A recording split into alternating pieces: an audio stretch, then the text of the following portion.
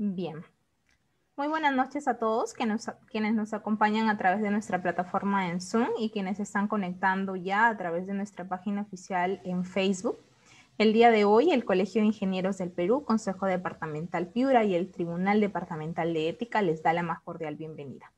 El día de hoy desarrollaremos dos conferencias, la primera denominada La ética en la ingeniería actual, a cargo de la doctora Genara Castillo Córdoba, y la segunda será la presentación del Código de Ética y Procedimiento para formular una denuncia ante el Tribunal de Ética CIPSE de Piura, a cargo del ingeniero Óscar Vicente Carrasco Vázquez. Antes de empezar con la primera ponencia, voy a dar pase al presidente del Tribunal de Ética del CIPSE de Piura, el ingeniero Óscar Carrasco, quien nos dará unas breves palabras de bienvenida antes de empezar. Adelante, ingeniero Óscar. Muy buenas noches. A pedido de nuestro decano, les doy muy buenas noches y agradecerles infinitamente su presencia, particularmente a la doctora Genara Castillo por su presencia y lo que nos va a decir. Igualmente a Karen, que nos ha ayudado muchísimo en este evento y en el anterior y siempre. Y también a los colegas tribunos del Tribunal Departamental de Ética de Piura. Nosotros, al menos, estamos muy agradecidos con nuestro decano que nos está ayudando bastante en este tipo de eventos. Era una iniciativa nuestra, pero faltaba el empujón final que fue dado por Manuel Alain. ¿Por qué? Un poquito de historia sin excederme del tiempo que me han establecido. ¿Cómo se originan las charlas de ética? Hace muchos años, supongo unos 10 años, pedimos en el Tribunal de Ética, que en ese entonces también pertenecía a él, que como mínimo se diera una charla a los nuevos colegiados. Después de mucho batallar, me parece que no solamente en Piura, sino a nivel nacional se hace esta exigencia. Y me comentan también algunos colegas que en Lima no solamente dan la charla de ética, sino que hacen una entrevista personal con cada nuevo colegiado. Y yo, para mis adentros, decía, habría que hacerle también una prueba de polígrafo. Pues bien, porque el tema es de, es de formación, ¿no? O sea, los ingenieros somos muy buenos, somos algunos ingenieros, otros son másteres, otros son doctores, pero la parte de formación ética está bienvenida menos, no se le da el espacio, o a lo mucho es un llenado a la trama curricular, pero pasa a ser como un curso más profano, ¿no? Ya no quiero hacerlo más larga y lo que sí es renovar mi agradecimiento tanto a Yepe con Karen y al mismo, desde luego, tiene que ser el Consejo Departamental que aprueba todos estos eventos. Espero que sea de gran utilidad y que esta sea una semillita para que las nuevas gestiones, porque la actual ya termina el 31 de diciembre de este año, continúen con esta tarea. Es una tarea de largo aliento que hay que insistir, no nos queda otra que insistir. Con estas breves palabras, doy por iniciado este evento, que estoy seguro que les va a gustar mucho, sobre todo con la intervención de la doctora Genara. Muchas gracias. Bien, muchas gracias por sus palabras, ingeniero Óscar. Bueno, quisiera pedirle a los participantes que pongan su mejor predisposición para estas dos charlas. Les pido por favor dejar sus comentarios, dudas o consultas en el chat de Zoom o por medio de los comentarios en Facebook, que al finalizar cada ponencia se hará llegar tanto a la doctora como al ingeniero Óscar para que puedan ser atendidas. Ahora, sin más preámbulos, voy a presentar a la doctora Genara Castillo Córdoba, quien posee una licenciatura en Ciencias Sociales de la Educación, un doctorado en Filosofía y Letras y es especialista en Antropología, Fundamentos de Política y Ética dirigido a empresarios, políticos y directivos y también en Ética de la Ingeniería. Estamos muy contentos de tenerla con nosotros, ingeniera Genara Castillo. Espero, por favor, sea del agrado de todos esta ponencia y le doy el pase para que empecemos. Adelante. Muchas gracias, Karen. Buenas noches a todos. Agradezco de manera muy especial al ingeniero Óscar Carrasco y al grupo de ética en el Colegio de Ingenieros, porque me parece que están a tono con la situación. Es decir, que a nivel internacional, no solamente en la región de los países de Latinoamérica, sino también a nivel internacional, a raíz de la pandemia han venido varias crisis y se ha puesto de relieve la importancia que tiene la ética. Entonces, están haciendo todo tipo de seminarios, de iniciativas, y el Colegio de Ingenieros de Piura no podía quedarse atrás en un año que ya hemos cumplido los 59 años, el Colegio de Ingenieros es un referente y tiene que seguirlo siendo cada vez más en la sociedad piurana y peruana.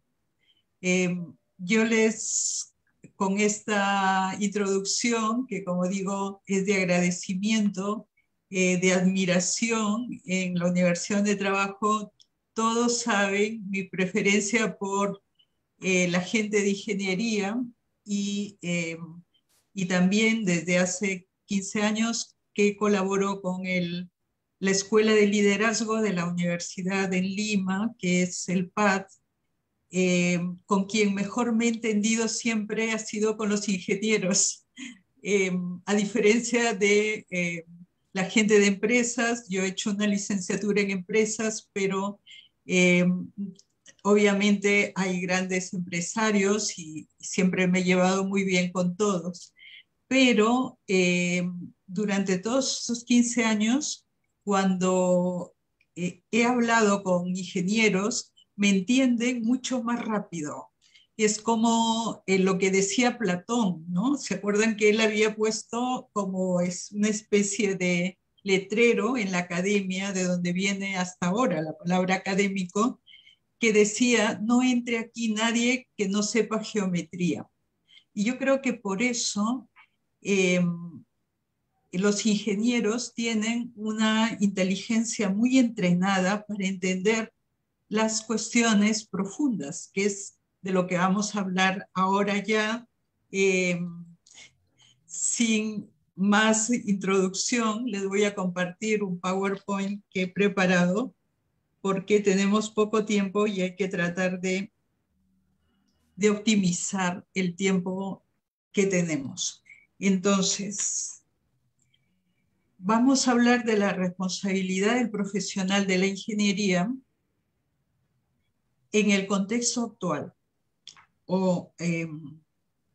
La ingeniería, ya saben que es una actividad que cada vez ha sido más decisiva en el desarrollo de los pueblos, de las naciones, de las sociedades, ¿no? Y no solo porque lo diga el MIT, ¿no?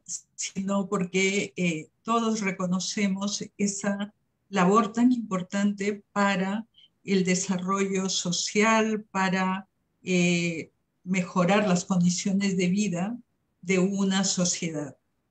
Y estos elementos que he puesto ahí como una muestra son elementos internacionales, de ética internacional en el plano de la ingeniería, ¿no? Y ya después no quiero superponer esta charla a la que luego sigue con la presentación del código de ética, sino que todos estos elementos de los deberes de los ingenieros de promover e incrementar la reputación profesional, mejorando cada vez más el honor, la integridad, la dignidad evitando, como dice allí, todo tipo de soborno, fraude, corrupción. Es decir, esto no es solo para los ingenieros del Perú, son normas que traspasan las fronteras. Pero, como ya digo, eso de alguna manera lo verán luego. Lo que vamos a hacer es aportarles un planteamiento que enriquezca los conocimientos que tienen y que son muchos y que, como digo, son cada vez más admirables en el plano tecnológico, científico. Entonces, hoy lo último en ética es que se ha sumado el modelo biológico. Es decir, ustedes saben, los ingenieros saben mucho sobre sistemas, sobre procesos, sobre modelos. Y en los últimos años, últimamente, se ha sumado, por ejemplo, al modelo mecánico, el modelo biológico. Y esto se ha puesto de relieve especialmente a raíz de la pandemia, porque el contexto que presenta la pandemia tiene una característica que es relevante, entre muchas, y esa característica es la incertidumbre, que no se pueden hacer planes a mediano plazo porque no sabemos lo que va a pasar.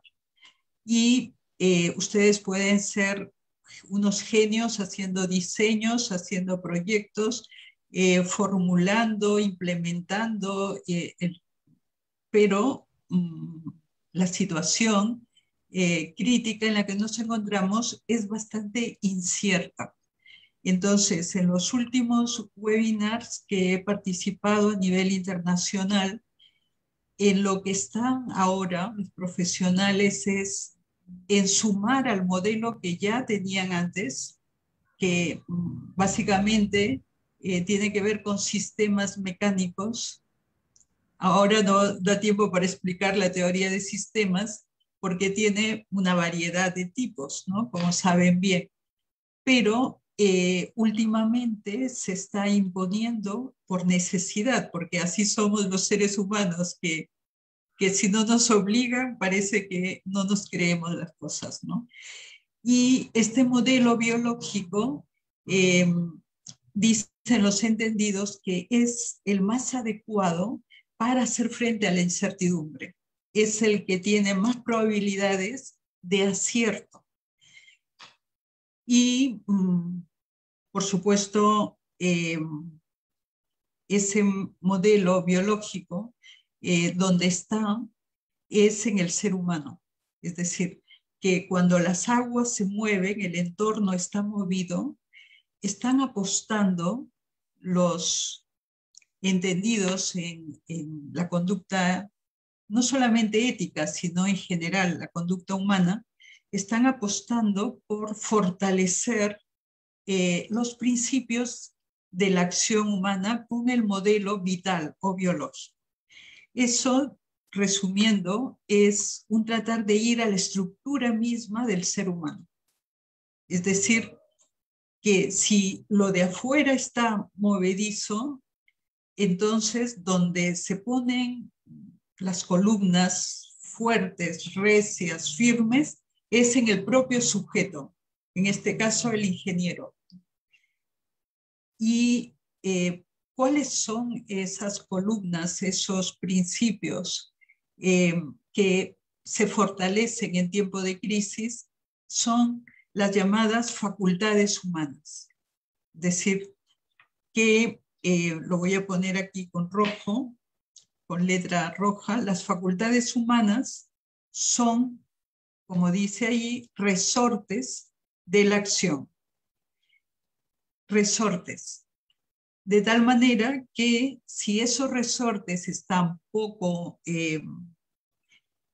vitalizados, entonces la acción va a ser sesgada y va a hacer que el individuo pierda pie y se caiga. o pierde el equilibrio o haga un giro que puede ser contraproducente incluso. Entonces, se han ido, como digo, hacia adentro. Ahora en escuelas profesionales de altísimo nivel, por ejemplo, en Estados Unidos, están haciendo programas de Insight, ¿no? Lo que antes decía en la bienvenida el ingeniero Carrasco, ¿no? Que hay estas como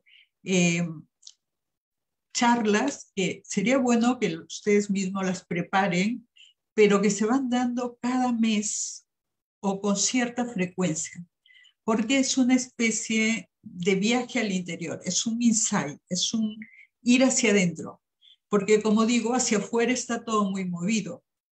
Y si no, es decir, en otro contexto, puede que no fallen las cosas hacia afuera, pero si falla el sujeto, y ahora veremos cómo se falla en ética, si falla él, aunque tenga todo a favor en el entorno, la crisis no está fuera, está dentro del propio sujeto.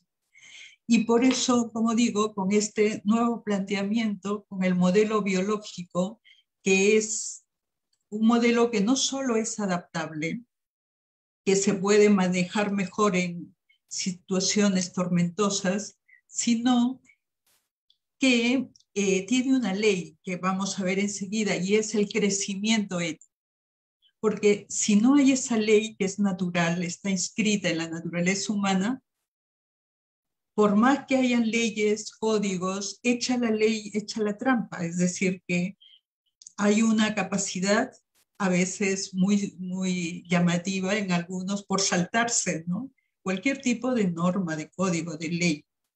Y entonces este modelo, en cambio, le dice al sujeto, es que cuando tú haces una acción, y eso es lo que vamos a ver enseguida, cuando tú haces una acción, A de acción, como ya hemos dicho antes, que las facultades son el resorte de la acción, el que si esa acción es mala, es, por ejemplo, un fraude, es que firmo unos planos sabiendo que ni yo los he hecho, pero ni siquiera los he estudiado, sino porque me han dado algo a cambio, me han presionado de una manera, digamos así, para mi conveniencia. Esa acción que es éticamente mala, aunque no fuera conocida en el entorno, es decir, que no llegara incluso a constituir un delito. Pero lo que dice este modelo es, ojo que te has fastidiado la facultad. Es decir, que cada vez que uno ejecuta una acción, esos resortes, que son las facultades, F de facultad, se modifican siempre, siempre se modifican. Es decir, que no quede igual. Signo igual es F', no es la misma facultad, sino es F'. Pero, y eso es lo tremendo de la acción humana, tremendo en el sentido de admirable, y es que alguien podría decir, bueno, pues, ¿qué más da? Ya, se me han estropeado unas facultades con una acción que he hecho, una falta de ética que he cometido, y bueno, ¿y eso qué? Entonces, según el modelo biológico, ¿eso qué? Hay que poner toda la atención. ¿Por qué? Porque como la ley natural es que con la facultad se ejecuta la acción, la siguiente acción, A', va a depender de cómo estén tus facultades. Es decir, que hay una retroalimentación, a esto se le ha llamado la cibernética de la acción humana, es decir, el input está relacionado con un output, siempre. Cada vez que actuamos, ahora mismo, que yo les estoy compartiendo esto, que espero que les sume, es decir, que lo importante de una conferencia es que uno sepa algo que antes no sabía, ¿no? Porque para saber más de lo mismo, bueno, pues mejor no, ¿no? Ahora que yo les estoy compartiendo estos planteamientos nuevos, porque la charla dice hoy, ¿no? Es decir, la ética del ingeniero hoy, en el momento en que estamos, ahorititita, como se dice en plural, ¿no? Bueno, ese mismo hecho de compartirles esto me está modificando mis facultades. Y ustedes, al estar recibiendo, o es que es una recepción activa, ¿no? De decir, ah, mira, yo este planteamiento no lo conocía, qué interesante, ¿no? Entonces, claro, de F' viene la A', pero luego, con la cibernética de la acción humana, eso arroja, la A', arroja como resultado la facultad modificada como F a la 2, y de ahí F a la 10, F a la 20, F a la 100, F a la 1000. Y entonces, esto también se ha llamado efecto boomerang de la acción humana.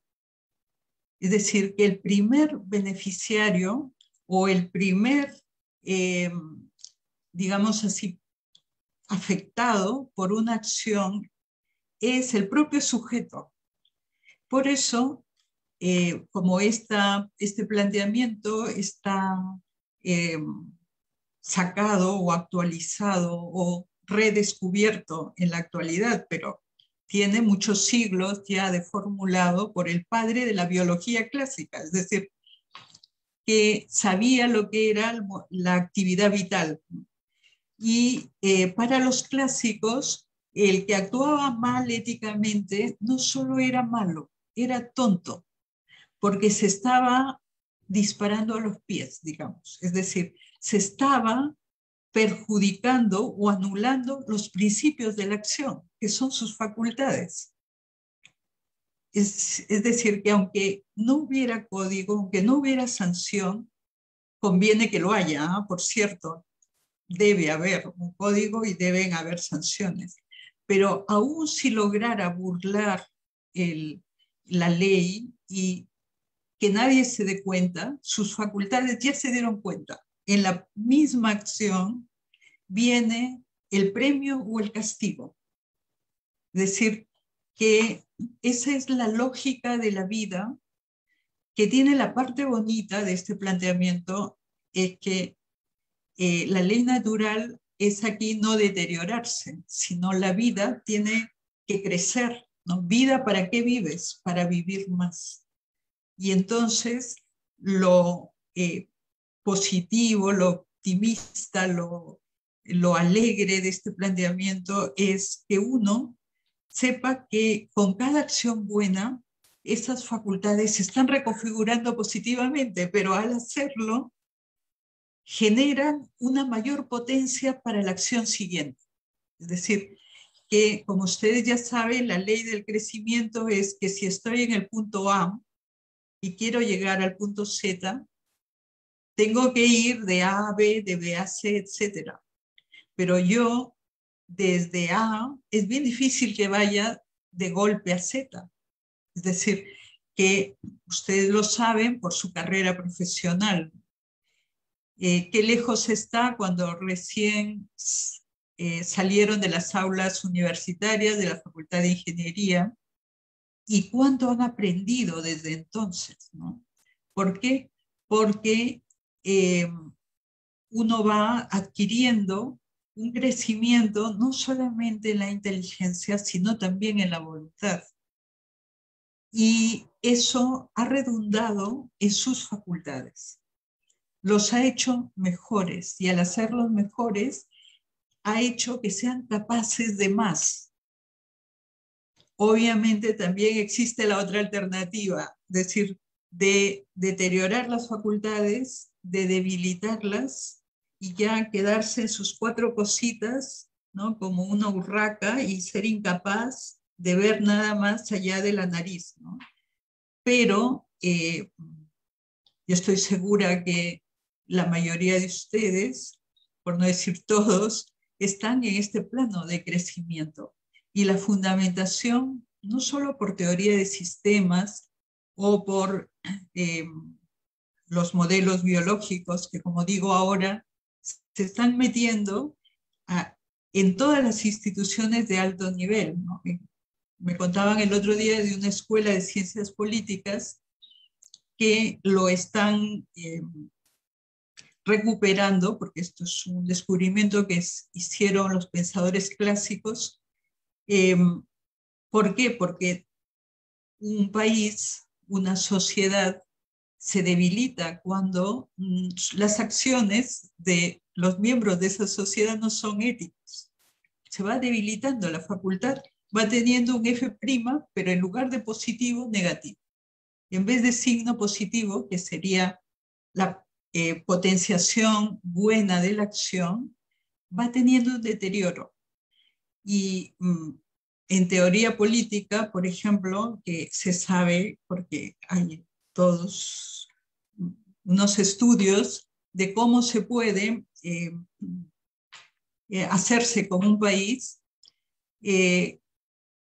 se sabe también que eso sucede cuando se pican las instituciones, entre ellas, por ejemplo, Colegio de Ingenieros, pero también otras instituciones, Poder Judicial, Ministerio Público, etcétera, y se las debilita con la corrupción, con la falta de ética.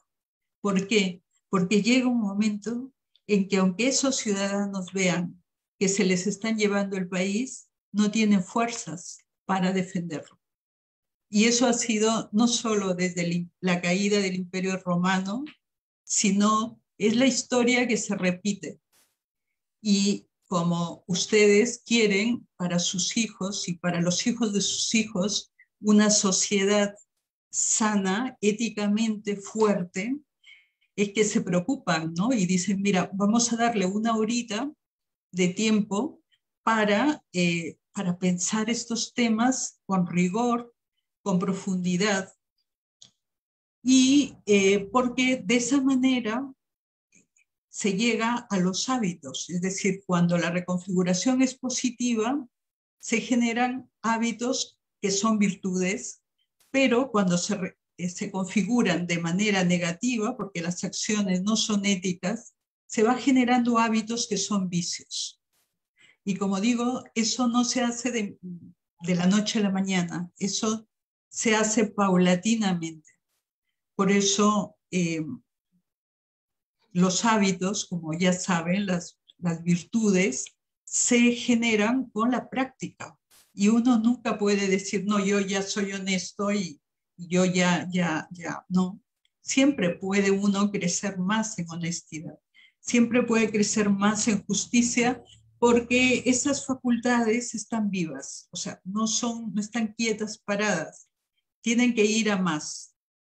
El día en que uno se crea seguro, yo ya tengo las virtudes cardinales, ¿no? Cardio significa corazón, de cada una de estas 5 virtudes cardinales cuelgan como dedos de la mano un montón de virtudes, y uno puede decir, no, yo ya las tengo toditas. Bueno, pues ese día está en riesgo de, si no trata de avanzar, de hacer crecer más las virtudes, y dice, aquí me paro, aquí me planto, no pasa mucho tiempo que no empieza la regresión, el deterioro, porque estas facultades, según el modelo biológico, están vivas. Entonces, o se avanza o se retrocede. Por eso me ha gustado mucho el planteamiento del ingeniero Óscar Carrasco al inicio, que cuando hay esta formación continua, hay un input, un recurso, pueden haber otros, pero ese es uno de los inputs para avanzar, para crecer en las virtudes éticas. Entonces, voy a resumir esas virtudes cardinales porque queríamos dejar algún tiempo para que hagan preguntas, y esto es, como también decía el ingeniero Óscar Carrasco, es el inicio, ¿no? Es decir, esto es como el poner la introducción a todo el gran tema de la ética y de la ética en ingeniería. Entonces, voy a hacer el resumen de las virtudes principales y luego, si tienen alguna pregunta, y yo encantada, ya saben que estoy feliz de estar con ustedes, las van haciendo por el cauce que antes ha señalado Karen. Entonces, de esas virtudes éticas, que también le llaman principios, hay unas que están subordinadas a otras. Es decir, por ejemplo, la moderación o templanza es una virtud que pone una medida para que lo placentero, para que el gusto, para que el placer, la comodidad, por ejemplo, es que a veces nos da la pereza, ¿no? Por comodidad, ¿no? Es que tengo que analizar el expediente porque no puedo firmar ninguna página que no haya estudiado a fondo. Ya, pero qué pereza, estoy cansada, cansado, ya, así nomás, ¿no? Bueno, pues no, nos ganó la comodidad y ahí hay que poner una virtud, que es que frente a ese placer que nos da estar cómodos, ¿no? El no esforzarnos o la ley del mínimo esfuerzo, le ponemos delante este hábito, ¿no? Es decir, no, tengo que moderar, controlar esa tendencia a lo cómodo que todos los seres humanos tenemos, ¿no? Eso está relacionado también con la sobriedad. Es decir, que ser sobrios, obviamente estarán pensando, ya, la doctora se refiere a la bebida, ¿no? No, también la sobriedad en los gastos, la sobriedad en las conversaciones, ¿no? Ser una persona sobria es ser una persona medida. Y junto con esa virtud está la fortaleza, que es tan importante y en estos tiempos más, ¿no? Le llaman resiliencia ahora, pero los clásicos le llamaban fortaleza y tenía unas virtudes constitutivas como la resiedumbre, la constancia, la perseverancia, que tienen que ver mucho con una virtud que es la laboriosidad. La tercera gran virtud cardinal que es clave en la ética es la prudencia, porque es emplear la inteligencia y la voluntad de la mejor manera para evaluar las decisiones que uno toma.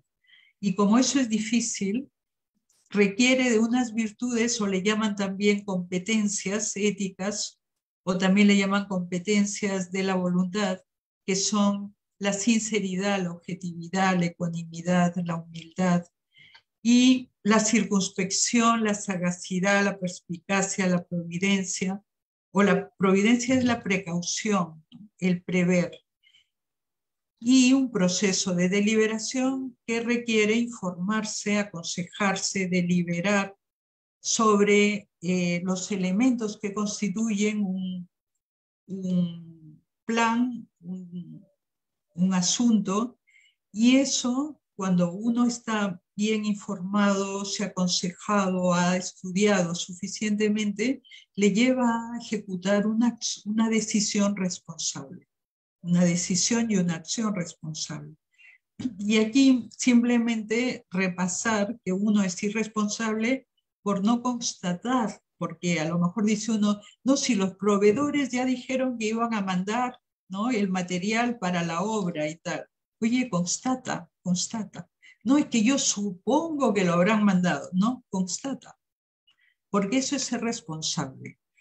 Prevé, ten plan A, ten plan B. Evalúa las consecuencias de cada alternativa, tiene consecuencias, ventajas, desventajas. Evalúalos para que puedas prever. Y finalmente la justicia, es decir, el dar a cada uno lo suyo, que es tan bonito, empezando por todos los miembros del Colegio de Ingenieros, es decir, el respeto. El respeto es la clave de la justicia. Uno no puede hablar mal de un colega, pero ni de lejos. Es decir, no puede, porque la justicia se lo impide, porque hay un derecho que tienen todos los seres humanos al buen aprecio, al buen nombre. Y si la murmuración, el chisme, lo que vulgarmente se llama el raje, o la calumnia, que es todavía más grave, eso es injusto de raíz. Y hay que devolver, como todo acto de injusticia requiere reparar. Y esos modos de ser injustos, que es no respetando el bien ajeno, entre ellos no solo el bien material, sino también su buen nombre, etcétera, eso hace un clima de desconfianza en una organización, hace un clima enrarecido y divide una institución.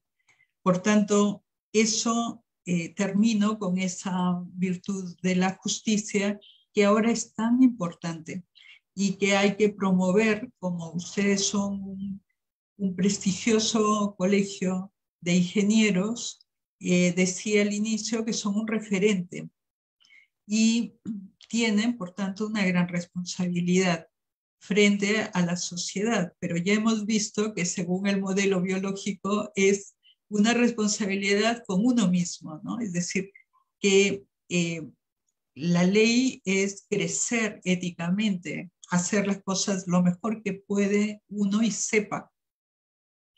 Y lo contrario, que es el deterioro, el vicio, hay que evitarlo con todas las fuerzas porque nos deteriora a nosotros. Es decir, que hay un resultado externo y uno interno de la acción humana.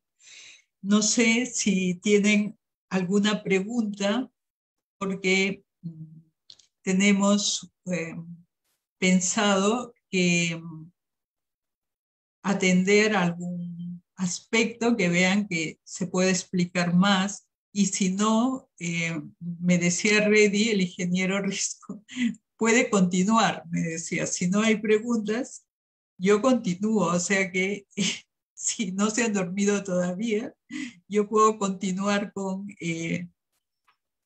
las siguientes diapositivas, pero si alguien quiere hacer un comentario o una pregunta, encantadísima de mi parte.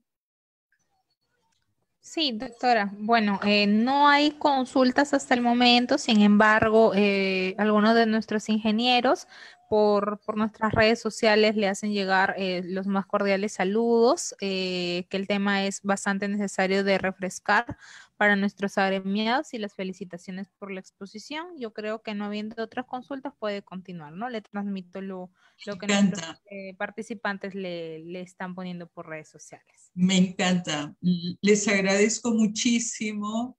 Bueno, ya han visto que yo admiro mucho a los ingenieros y que valoro muchísimo su actividad, y no es de ahora, o sea, lo digo siempre por donde voy, ¿no?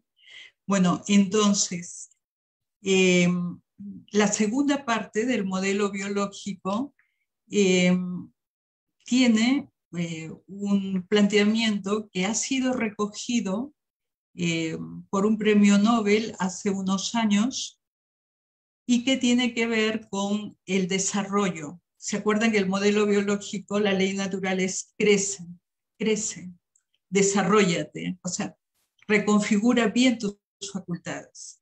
Esa es la manera de crecer, porque inevitablemente las facultades se reconfiguran con cada acción, y con la acción buena crecen las facultades. Y eso es importante para que puedas meter el gol de media cancha en la siguiente acción.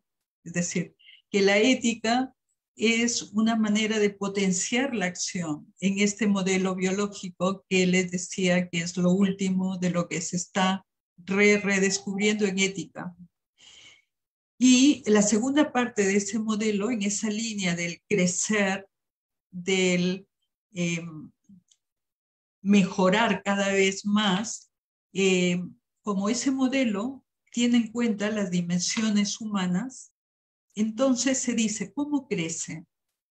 Y en esta gráfica de las dimensiones humanas principales está una dimensión corpórea que todos los seres humanos tenemos, en la que hay necesidades materiales, pero no es la única, porque además las necesidades materiales, también está muy estudiado, tienen un momento en que se satisfacen de manera suficiente. Y cuando una persona solo ve eso y pone en primer lugar solo el dinero, cuando no pueda conseguirlo por las buenas, adivinen cómo lo va a conseguir.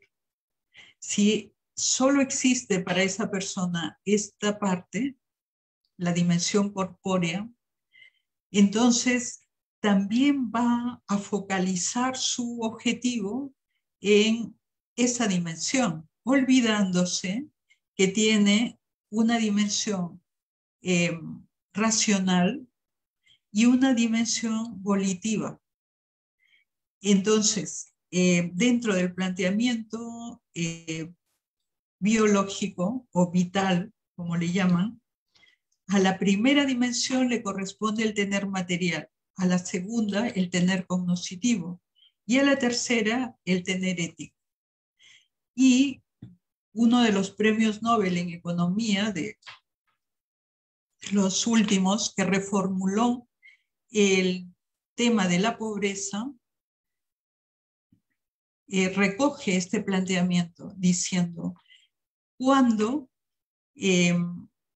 candidato a pobre, es decir, una persona, una familia, una institución, un país, cuando no se da cuenta, estoy hablando del premio Nobel Amartya Sen, que reformula la noción de pobreza.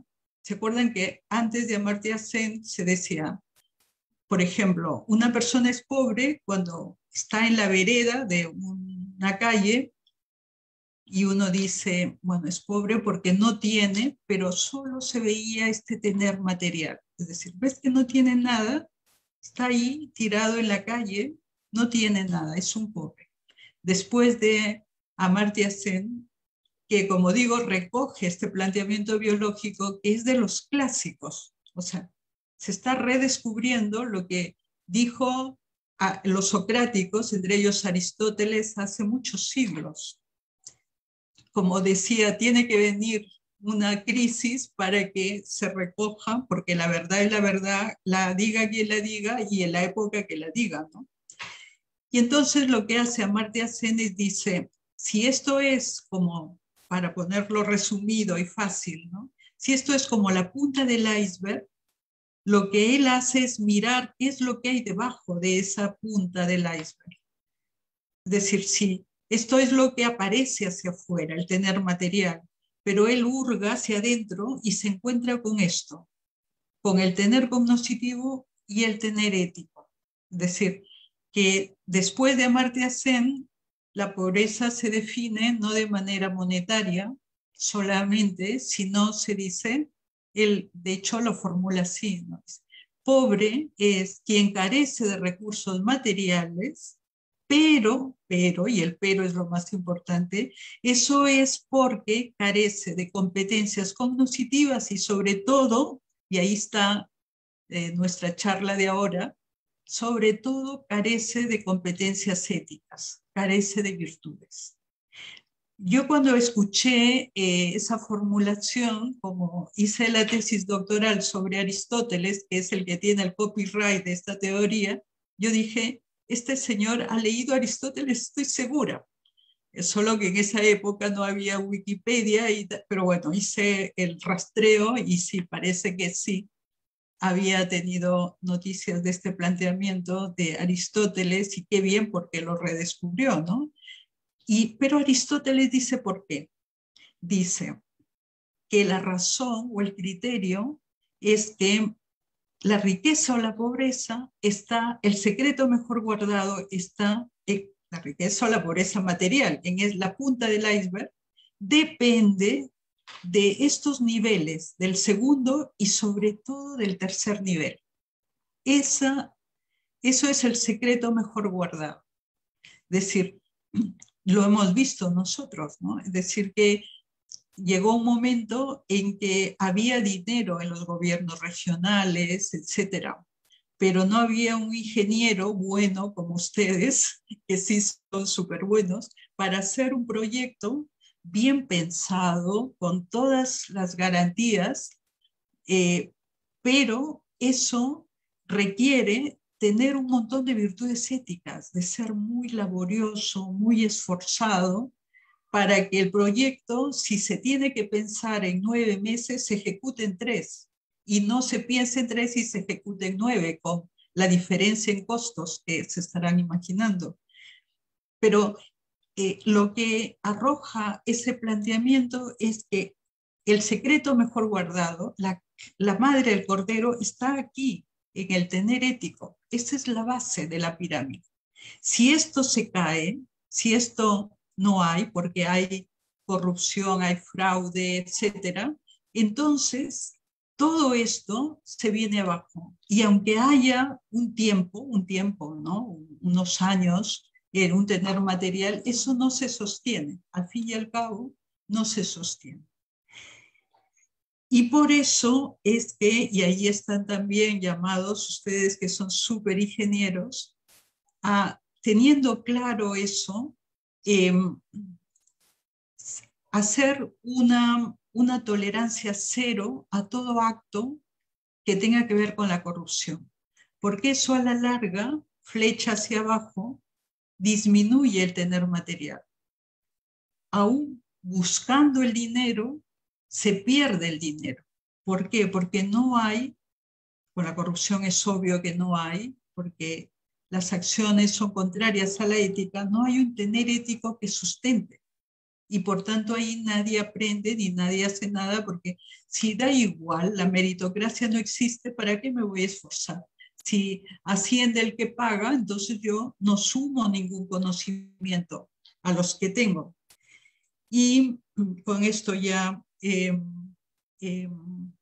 voy bajando, aterrizando a los criterios de acción. Entonces, cuando una persona dice, bueno, pues a ver, yo cada vez que tengo que tomar una decisión, sobre todo si soy un profesional del nivel de ustedes, ¿qué criterios tengo que tener? Y se suele decir que siguiendo el modelo, pegaditos al modelo, que es el de cómo crecen esas dimensiones que decíamos antes, esas dimensiones humanas principales, que son lo corpóreo, lo intelectual y lo volitivo. Atendiendo a eso, los criterios son criterio de eficacia. Obviamente, hay que tratar de conseguir resultados. Hay que entregar las obras, hay que ser eficaces. Pero si, como digo, no me quedo solo en la punta del iceberg, sino que lo quiero todo, es decir, quiero un tener que no solo sea material, sino quiero un tener cognoscitivo, quiero crecer en conocimientos y crecer en ética, en virtudes, en hábitos perfectivos. Entonces, yo tengo que tener criterios de eficiencia, que son los criterios de aprendizaje, y tengo que tener criterios de consistencia. Por tanto, las 3 preguntas que me tengo que hacer ya, cuando tenga una acción delante que ejecutar o una decisión que tomar es, número 1, ¿qué resultados materiales o externos se generan con esta acción? Pero además, la segunda pregunta es, ¿qué aprendo? ¿Qué aprendo yo? ¿Qué aprendemos? Y la número 3, la de la consistencia, es ¿cuánto mejoro? ¿Cuánto mejoramos? Y es muy mal negocio solamente basarse en el criterio de eficacia, de resultados, porque eso es pan para hoy y hambre para mañana. Si, como son ustedes, que son muy inteligentes y le dan vueltas a las cosas y dicen, bueno, yo no soy tonto, o sea, yo no es pan para hoy y hambre para mañana, yo es pan para mañana y para pasado, y no solamente pan, es decir, mucho más. Entonces, según el modelo biológico, lo que hay que hacer es que crezca el conocimiento. Ya sé que ustedes se actualizan y siempre avanzan e innovan, porque la innovación no sale solita, ¿no? Pero además, y eso es por lo que tenemos esta charla ahora, pero además necesitan tener esa mejoría en ética, aunque ya tengan las virtudes. Es decir, yo también como profesional me siento y mi institución me cuida o nos cuida a los miembros de la institución y nos dan esta charla. Yo también me siento a escuchar, porque el ser humano, la condición humana es así. Necesitamos que nos recuerden que los zapatos son para los pies y los sombreros son para la cabeza. O sea, así es la condición humana. Y todos necesitamos de ese input, de ese animarnos, de ese profundizar cada vez más en lo que es la madre del cordero, el secreto mejor guardado, que son las virtudes éticas, y sobre todo animarse a practicarlas. Y con eso, los tipos de motivaciones también son pegaditos, pegaditos, pegaditos a la estructura del ser humano. La parte material nos lleva a motivaciones de tipo extrínsecas, porque obviamente hay que alimentarse, hay que tener una casa, porque tenemos una parte corpórea, una dimensión corpórea. Pero como decía antes, ahí hay que tener moderación, sobriedad, porque si no, nos descontrolamos y ponemos en esa dimensión el único objetivo, la única meta. Y una persona así se hace codiciosa. Y lo que hay que tratar es ser ambicioso, que es bueno. El ambicioso dice, yo no solo quiero un tener material, yo quiero todo. Yo también quiero un tener cognoscitivo y un tener virtudes. Yo quiero todo el paquete, porque todas esas dimensiones soy. El ser humano es todo eso. Entonces, también tengo que tener una motivación intrínseca de querer saber más, ¿no? Como ustedes ahora, ¿no? Es decir, uy, ya yo sé mucho de mi carrera, pero quiero que me sume, ¿no? Un conocimiento que yo no lo tenía. Pero además, una práctica de virtudes, una motivación trascendente que nos lleve a decir, yo quiero ser una persona que sea un aporte para los demás. Quiero ser, aunque sea una luz pequeñita, en medio de toda una oscuridad que podría haber, ¿no? Y en cambio, si yo estoy focalizado en la mejora del cliente, también a mis colaboradores les voy a pegar esa motivación. Si estoy haciendo el trazo de una carretera, les hago aún a los mismos obreros que piensen en quiénes van a usar la carretera. Y no solo por la cuenta que ellos les trae, decir, oye, si no haces bien el trazo en cada bache, se van a acordar de tu familia, por si acaso. No, no, no por ellos, sino por pensar en el bien común, ¿no? Es decir, trata de hacer el trabajo mejor hecho para servicio de los demás. Y esa motivación de fondo, como está en la parte que es fundamental, esa tira para adelante todos los demás niveles. Es decir, cuando la voluntad tiene un fin bueno, genera una especie de entropía y moviliza las facultades intelectuales y puede esa persona ver que tenía energía que ni siquiera sabía que tenía, ¿no?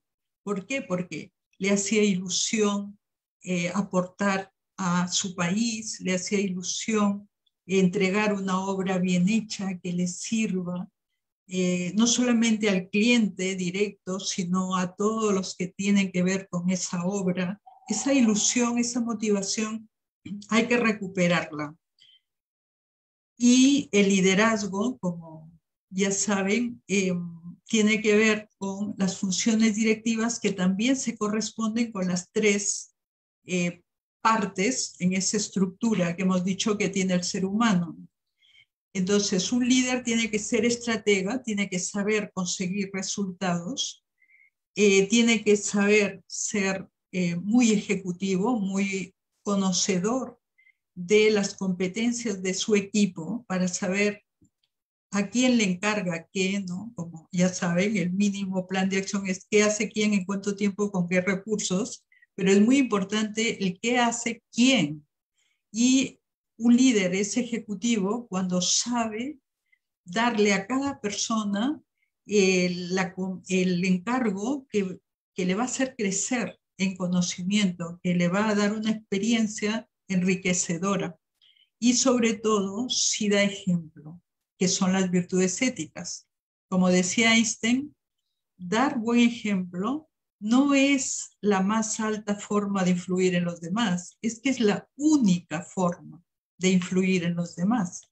Y ustedes lo saben porque tienen la suerte, yo conozco a varios de ustedes, empezando por el ingeniero Oscar y varios, que realmente son un ejemplo.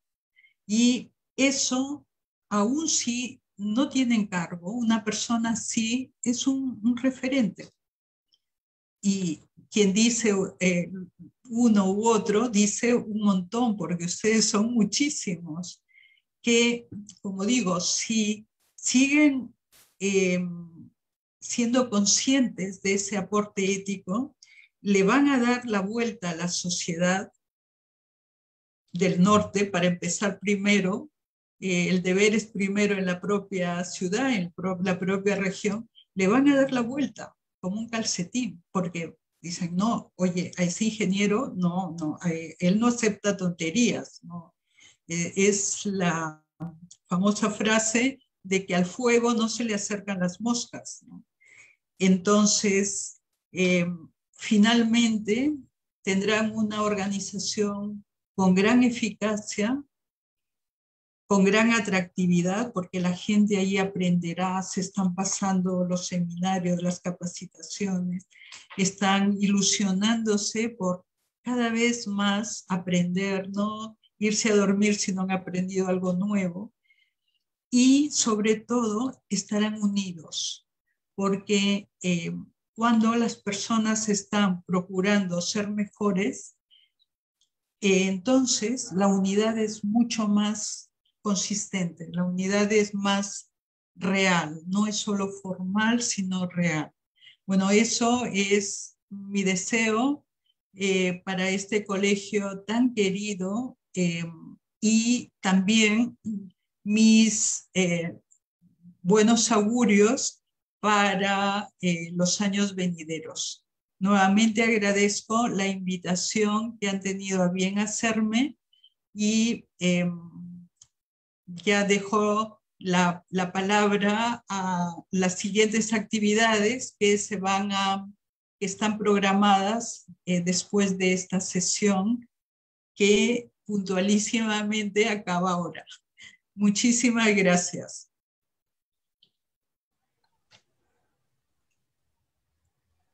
Muchas gracias, doctora Genara, por esta magnífica intervención.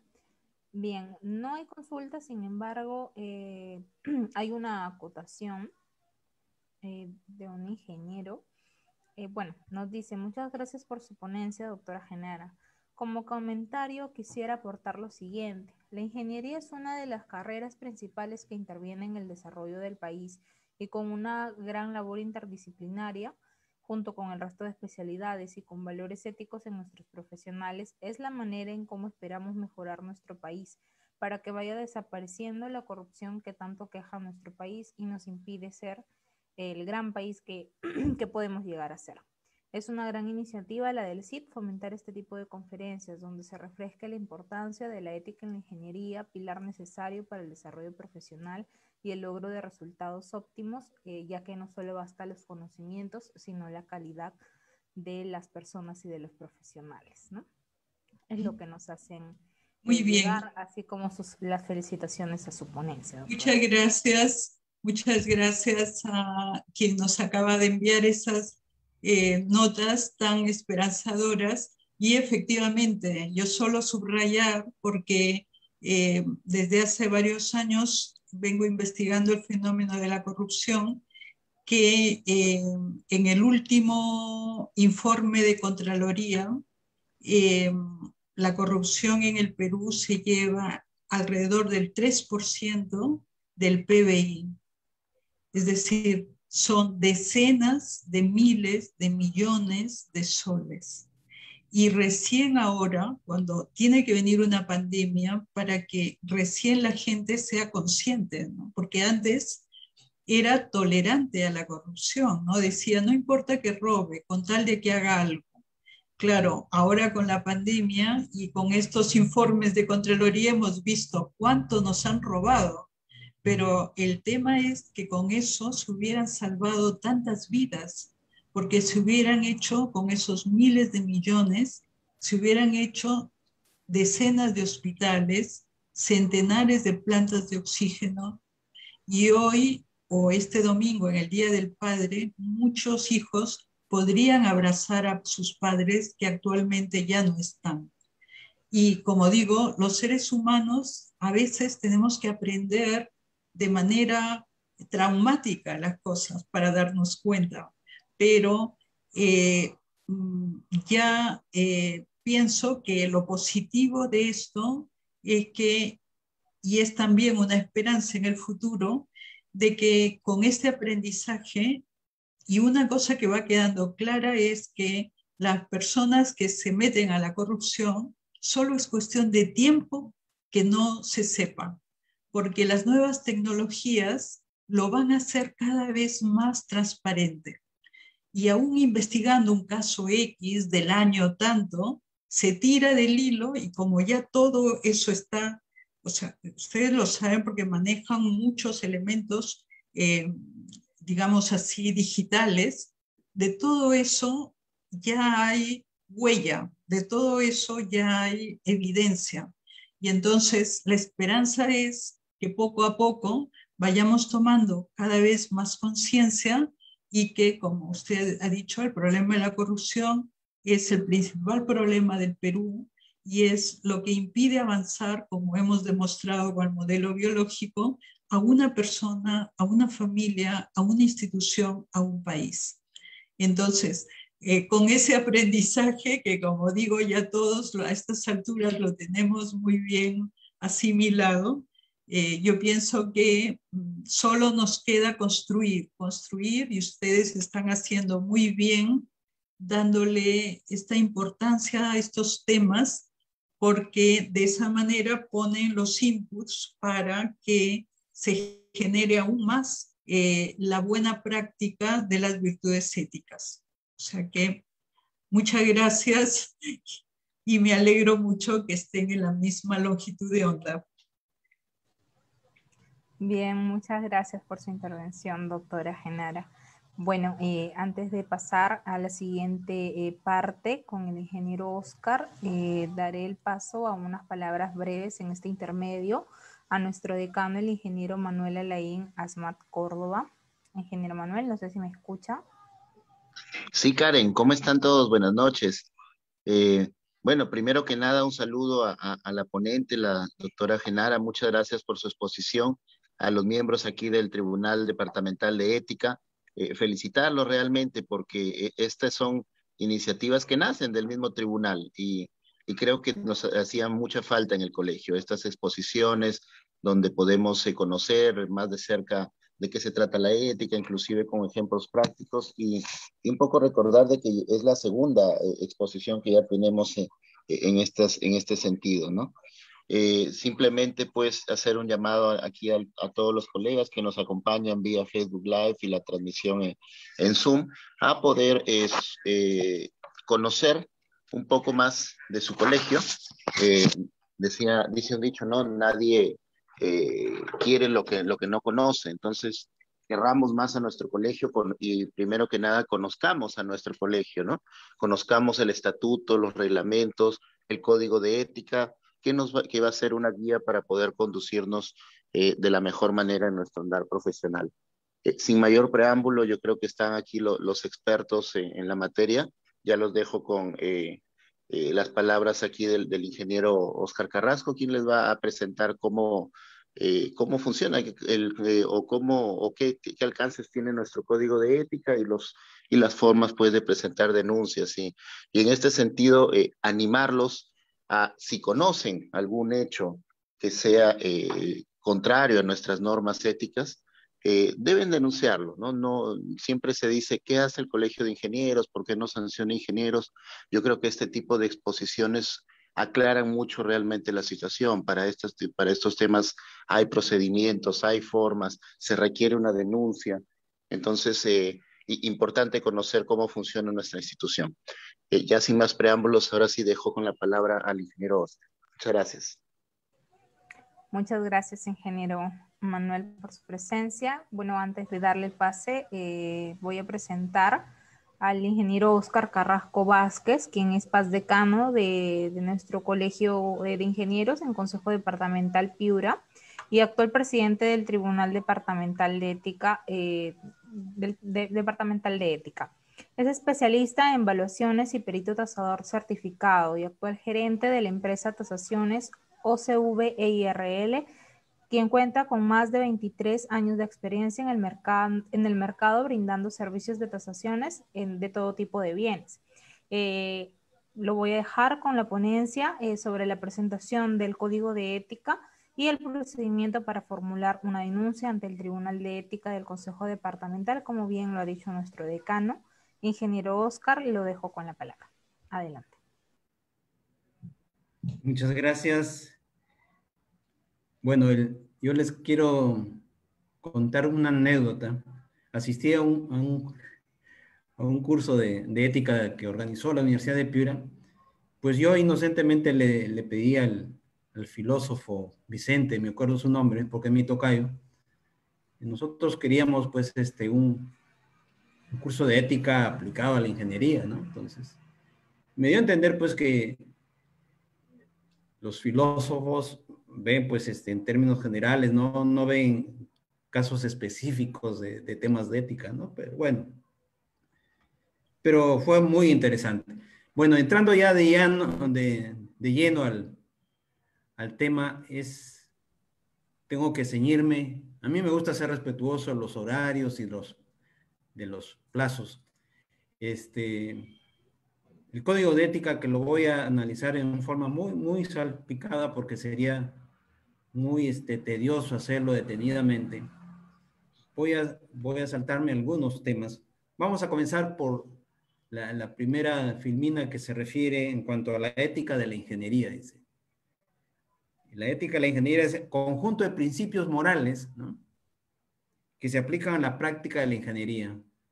Ya cuando nos introducen al tema de principios morales, ¿qué cosa es la moral? La moral es cuando uno se porta bien, cuando uno se porta mal, ¿no? Entonces son principios morales, ¿no? A continuación dice, el código de ética es un instrumento de autorregulación. Autorregulación. Aquí yo quiero detenerme un poquito en autorregulación. Porque cuando algún colega es denunciado que presuntamente haya cometido una falta, inmediatamente se quiere salir del código de ética y se asesora por los abogados. Yo a los abogados los quiero mucho, pero bueno, los abogados están formados para pleitear, ¿no? Entonces, lo primero que le aconsejan es decir, tú niega todo. Tú habla de que se están yendo contra la constitución política. Pues bueno, esta definición es muy clara. Es un instrumento de autorregulación. No nos salgamos del plato, ¿no?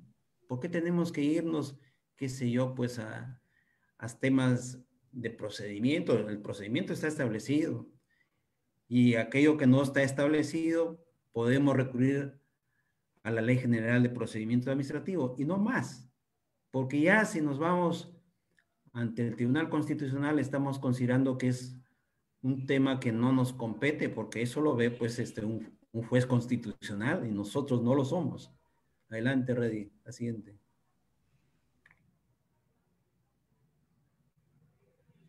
Entonces, hay una ley riquísima en cuanto a cuál es el marco legal.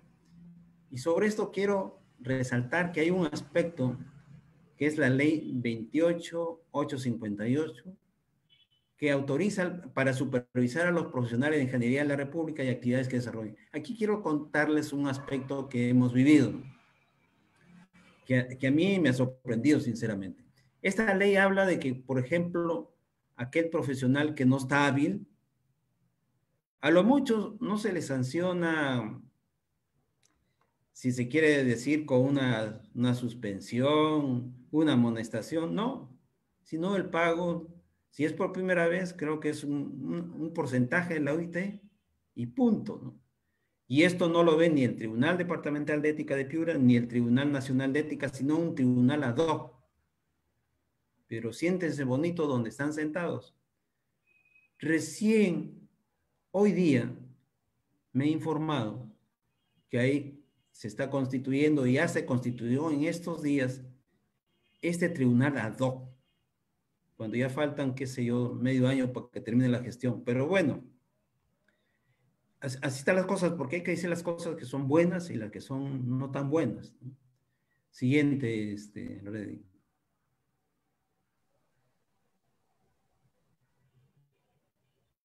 Bueno, nuestro estatuto está estrechamente relacionado con el objetivo que tiene y los objetivos y fines del SIC.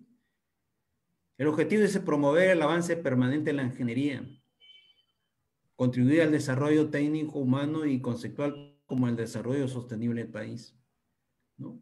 O sea, el objetivo del estatuto tiene que estar bien encuadrado en lo que es nuestro estatuto. Y antes de que se me olvide, cuando uno comete una falta en el Colegio de Ingenieros, no solamente tiene que considerar el estatuto de ética, tiene que considerar lo que establece nuestro estatuto, el código de ética y los 18 reglamentos especializados que tenemos. Porque, otra anécdota, recibimos una comunicación del Tribunal Nacional de Ética donde nos decía, del código de ética solo utilicen de la B, por decir, desde la letra M hasta la Z. El resto no lo consideran. Un momentito, le dijimos. Eso no es correcto.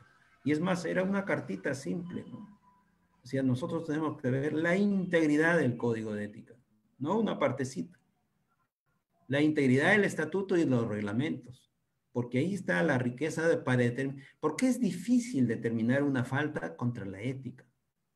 Porque está relacionada siempre con el cumplimiento de un contrato, generalmente un contrato de obras, ¿no? O una relación que tienen los ingenieros con otros colegas o con terceros, pero que es una relación, si se quiere, contractual o civil, que ahí no tenemos absolutamente nada que hacer. Nada que hacer. Nosotros lo que tenemos que ver es la actuación del ingeniero de acuerdo a nuestro código, estatuto y reglamentos. Por ejemplo, si no ha pagado impuestos, ¿nosotros qué tenemos que ver? Más aún si es que ya la SUNAT lo acotó. Ya nosotros no podemos entrar. Es más, las directivas, la ley, el código tributario no lo dictaba el colegio.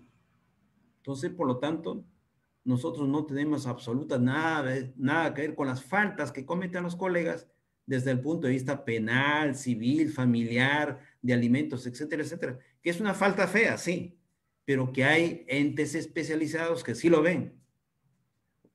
Yo tengo un amigo que dice, cada cholo en su lugar, nosotros no podemos meternos. Si es una cosa lamentable, sí. En esto, cuando se refiere, por ejemplo, a las cartas falsas, sí, es feo que colegas estén metidos en ello, sí, pero tiene que actuar el Colegio de Ingenieros, tiene que actuar el Tribunal de Ética. Y es más, si ya son temas que están en las fiscalías y están ya en el juez penal, no tenemos absolutamente nada que ver.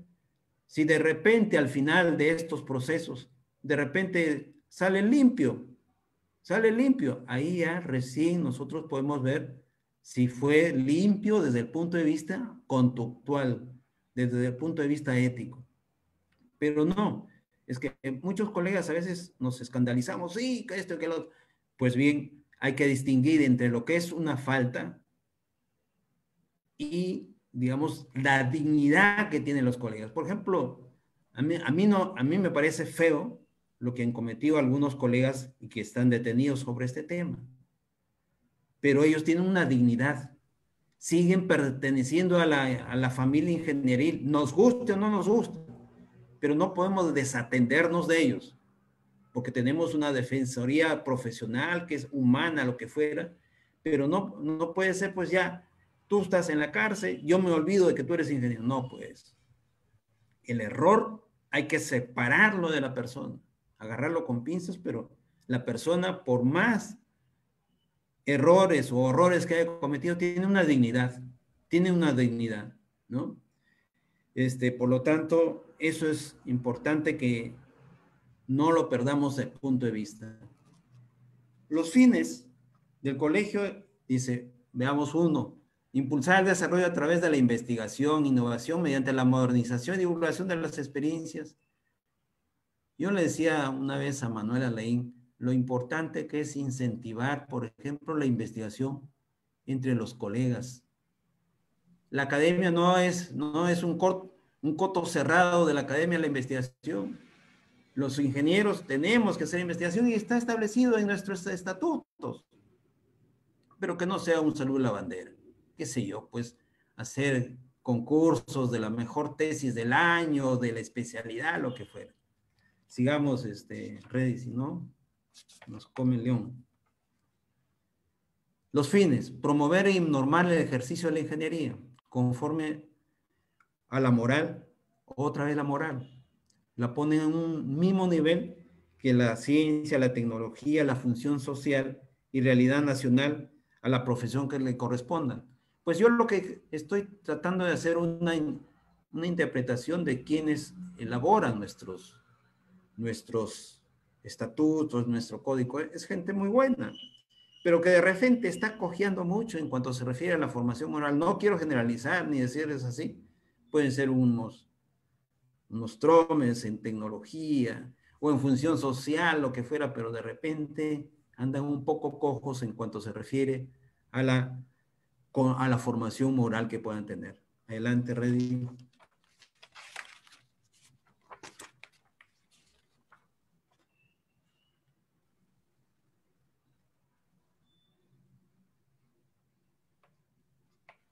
Los fines. Cautelar los intereses generales de la profesión y los derechos de los ejercidos de la misma en todo el país. Cautelar no es aquí el mismo significado o el concepto que se tiene en el mundo. Por ejemplo, si una cosa no me parece bien, inmediatamente yo presento una medida cautelar. Eso no es el mismo significado. Quiero interpretarlo así, sino como una especie de protección de los intereses generales de la profesión. Ejercer la representación oficial y legal en defensa de la profesión es lo que le decía.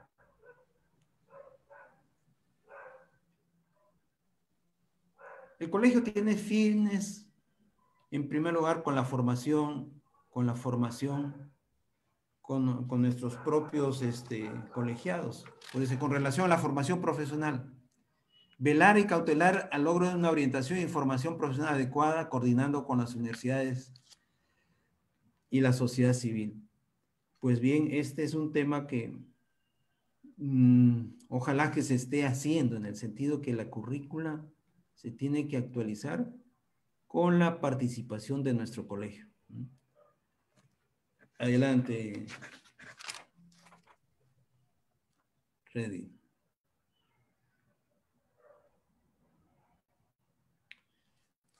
O sea, tiene un conjunto de principios nuestro estatuto, ¿no?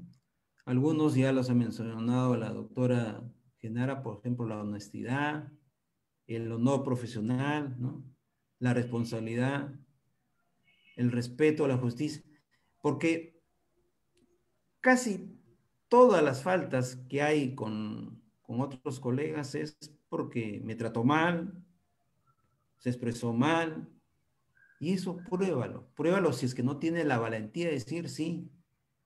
Yo le respondí mal a este colega, no fui solidario con él, en el sentido que en una obra él podía ayudarme, ¿no?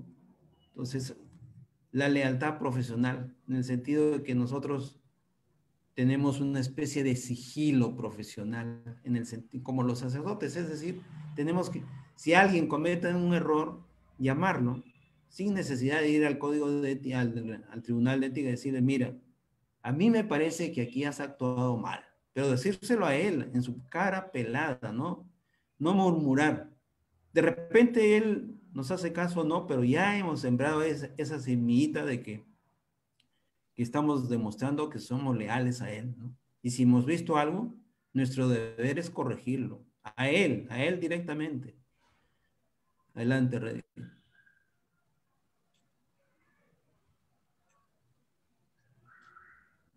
Como le decía, hay diferentes capítulos de los deberes y obligaciones que tenemos con la conducta personal, con la sociedad, con la profesión, con los colegas, con los clientes, con la institución, con la actividad profesional.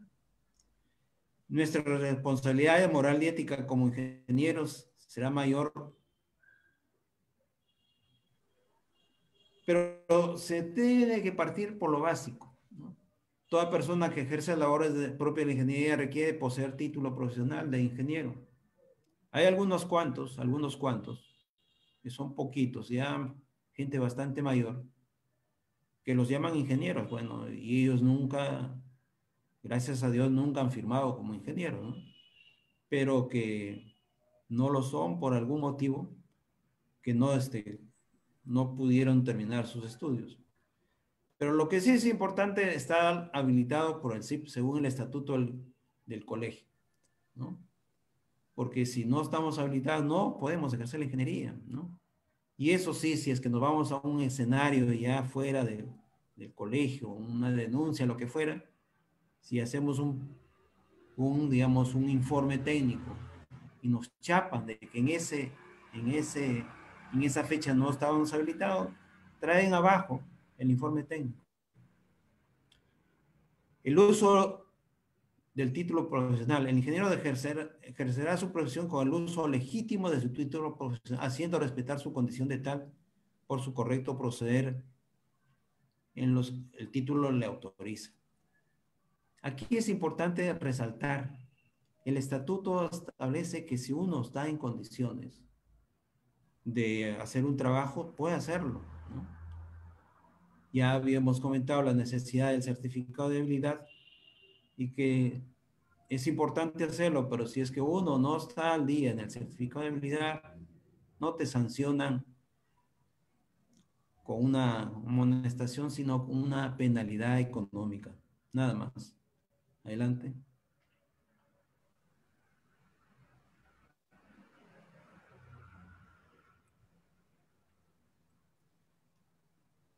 Faltas contra el ejercicio de la actividad profesional. Ejercer labores propias de la ingeniería sin estar colegiado, ¿no? No hemos tenido ningún caso. Me preguntó el otro día nuestro decano qué podríamos hacer. Bueno,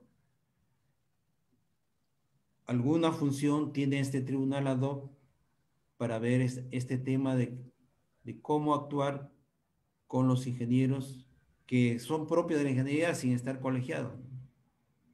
Sinceramente no sé, eso ya entra en el campo, si se quiere, penal, más penal, ¿no? Porque está ejerciendo una labor sin estar profesionalmente habilitado.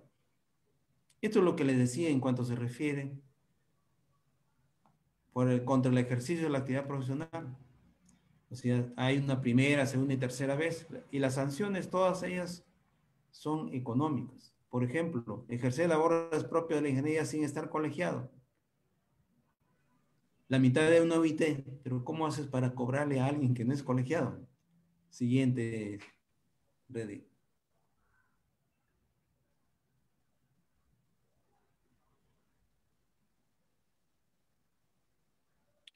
Aquí vienen los organismos. El Tribunal Nacional de Ética, como su nombre lo dice, Él es el que prácticamente sanciona, con la única excepción que los tribunales departamentales de ética, como el de Piura, lo que podemos hacer es, en cuanto se refiere a si es una falta leve, y la única sanción que impone el Tribunal Departamental de Ética es la amonestación. En todos los demás casos, el Tribunal Departamental de Ética funciona como si fuera un tribunal instructor que prepara un informe, prepara la cena para que el Tribunal Nacional de Ética revise y haga las actuaciones que crea correspondientes. Y el Tribunal ad hoc ya les comentaba en qué basa su actuación. Pues bien, tenemos que avanzar más porque ya el tiempo se nos terminó. Yo lo que quiero es, en cuanto se refiere a la parte final, que es en los procedimientos, hay que presentar un expediente, ¿no? Porque muchos colegas muy animosos, ellos dicen, hay que sancionar a tal. Yo lo que tengo son los recortes del periódico, sí, pues, pero no es tan fácil. Ya en la página del colegio hay identificado el procedimiento a seguir, ¿no? Dicho sea de paso, será por la pandemia que la gente está asustada más ver cómo come. No hay ninguna denuncia. Y hay problemas. Hay miles de obras detenidas, no solamente en Piura a nivel nacional, pero no hay denuncias. No hay denuncias. Bueno, pues nosotros bien, ¿no? Lo que hacemos es prepararnos en cuanto se refiere a lo que viene a futuro, ¿no? Y ahí preparando la entrega de cargo, pero no hay denuncias. Estamos con vacaciones en el tribunal.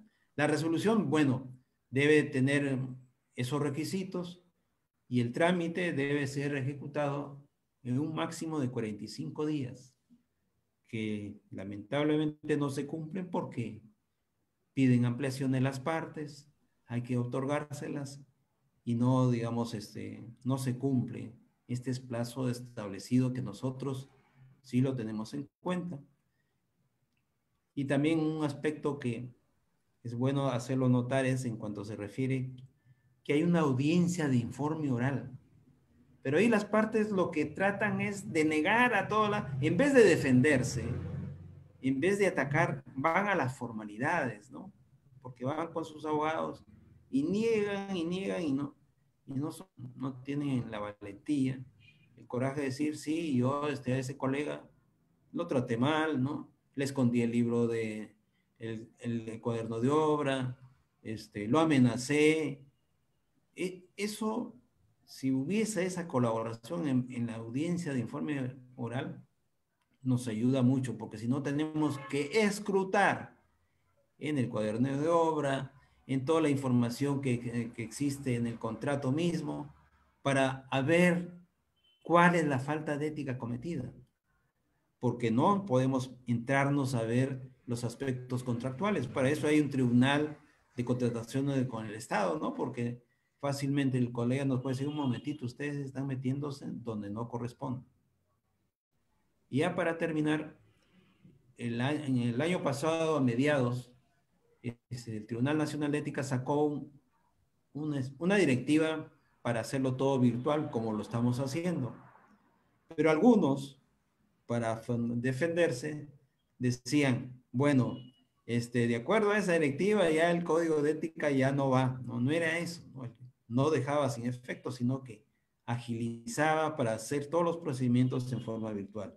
Bueno, esta es una forma salpicada y rápida para no excedernos del tiempo establecido. Creo que me pasé 4 minutos. Muchas gracias y cualquier intervención, bienvenida.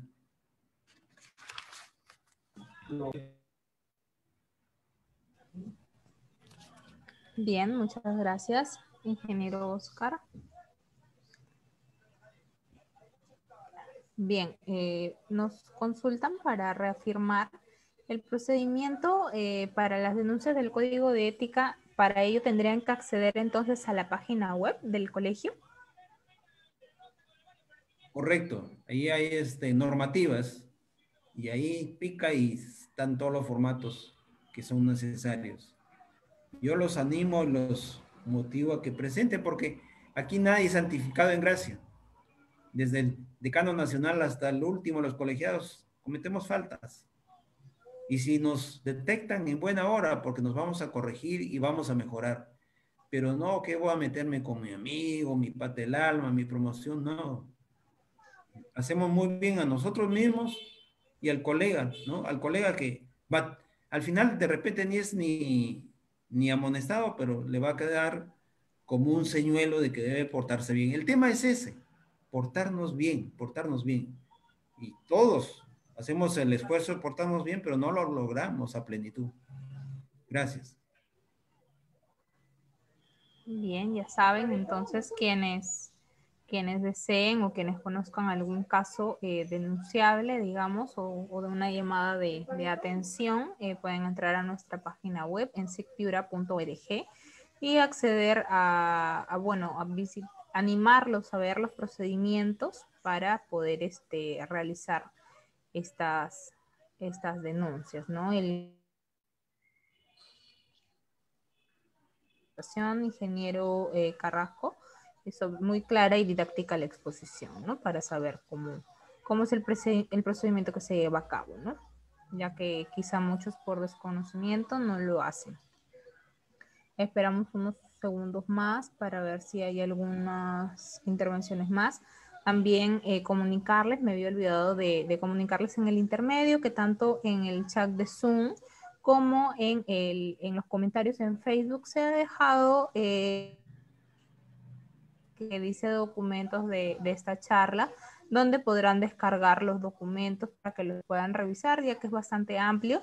También subiremos la exposición de la doctora Genara Castillo, que ya nos la hará llegar para que la puedan revisar. Les animo por favor a descargar estos documentos, ya que son importantes, son parte de la institución y es bueno que lo tengan claro y bueno, siempre sea revisado para actuar dentro de la normativa de esta institución. Bien, si no hubieran más preguntas o consultas o aportes, reiteramos el agradecimiento a la ponente de la primera conferencia, la doctora Genara Castillo, y al ingeniero Oscar Carrasco por su intervención. Y bueno, ya que estamos a 2 días de este tercer domingo de junio, desearle a todos nuestros agremiados y a quienes también participan de nuestras charlas y son familiares, un feliz Día del Padre y bueno, también un abrazo a quienes quizá ya no cuentan con su papi en este día que va a pasar por todo este motivo de la pandemia. Igual un abrazo creo al cielo a cada uno de ellos y un abrazo fraterno a cada uno de los familiares. Bien, la ingeniera Cintia Quinde nos dice interesante, muchas gracias a los ponentes, los agradecen una vez más.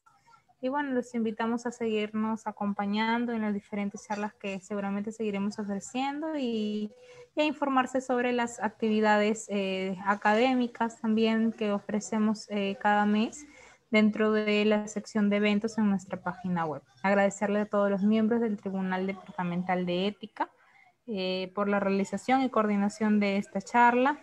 No sé si alguien más desea intervenir.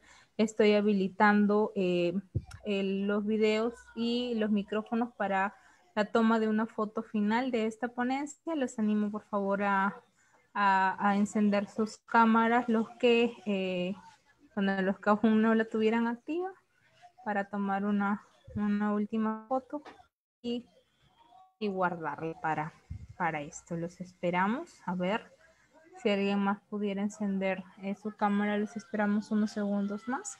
Y si alguno tuviera algunas palabras más que agregar o que sumar a ello, les invito a poder encender sus micrófonos si se encuentran activos para que den algún aporte más. Karen. Adelante, ingeniero. Había previsto unas palabras de clausura por mi persona. Bien, le doy el pase entonces, ingeniero Oscar, para que clausuremos estas ponencias y luego esperamos un poco más a los participantes a ver si prenden sus cámaras y podamos tomar la última foto final. Adelante, ingeniero Oscar. Bueno, se dice que es fácil decirlo. Hemos obligado a 2.300 colegas jóvenes a que reciban una hora de charla, que eso es menos del 25% de los 10.000 ingenieros que tenemos en Piura. Libremente, este es el segundo evento de ética que tenemos, qué sé yo, pues en Zoom no pasan de unas 30 personas. El tema hay que martillarlo siempre, porque la letra con sangre entra. Hay que construir y fortalecer la identidad del colegio. Nuestra identidad es un hilito, es la colegiatura y punto. No tenemos una identidad robusta, hay que hacerla, hay que construirla día a día. Hay que hacer historia y repetirla a los jóvenes ingenieros, porque se vienen a colegiar porque los obligan. Somos una familia que se rompe, si en este hilito se rompe fácilmente. Es responsabilidad de cada uno ser ético. Los directivos, poco o nada pueden hacer sin este propósito. Es decir, es muy limitado. Todo depende de nosotros. Reconocemos que somos hechos de barro, mal barro de botijo, pero nos ha explicado muy bien la doctora Genara, inteligencia y voluntad, que ni como dato la tenemos. Si no nos formamos solo con los aspectos académicos, poco nada se puede hacer, porque un curso de ética será uno más del montón de la trama curricular. El problema no es de códigos de ética. Código de ética lo tienen un montón, por principio, todos los colegios profesionales. Hay un código de la función pública, código también del OCE. Yo que pertenezco a un organismo internacional, también código de ética. Es decir, por códigos no nos podemos quejar. En nuestro caso se repite lo de siempre, es decir, cada nueva gestión quiere dejar como recuerdo un nuevo código de ética. El actual el anterior era el 2011, ahora ya hay una comisión para hacer un nuevo código de ética.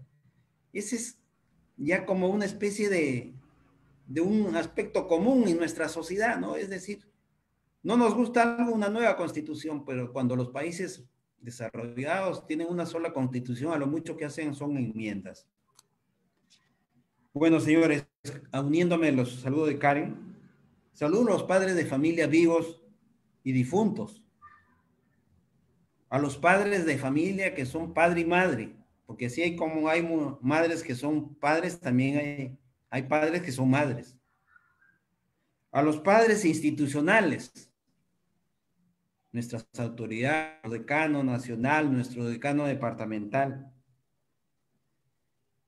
Pero al padre de todos, el padre creador, si nosotros siguiéramos su ejemplo, sus enseñanzas, creo que no tendríamos necesidad de hacer charlas de ética, ¿no? Pero nos olvidamos de ello. Y por eso quiero aunarme a esos agradecimientos y desearles pues que al Padre se le celebra imitándolo, las cosas buenas. Muchas gracias.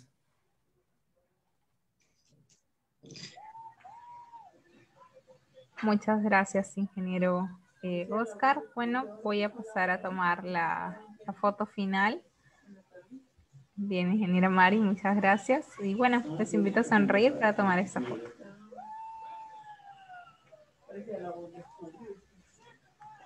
A ver, un momento que le estoy guardando. Unos minutos. Bien, bueno, reiteraré el agradecimiento a cada uno de los participantes y los ponentes que nos han acompañado el día de hoy. Esperamos encontrarnos en una próxima oportunidad. Y desearles muy buenas noches a todos. Gracias, doctora Genara, gracias, Karen, gracias a todos. Gracias a todos. Gracias. Muchas gracias. Gracias, doctora. Gracias, ingeniero. Gracias a todos. Muy buenas noches. Muy buenas Muchas noches. gracias, buenas noches, qué gusto de verlos. Hasta luego. Gracias. Hola, Hasta luego. Alberto. Karen, gracias. Doctora Genara, qué gusto de verla. Muchas gracias.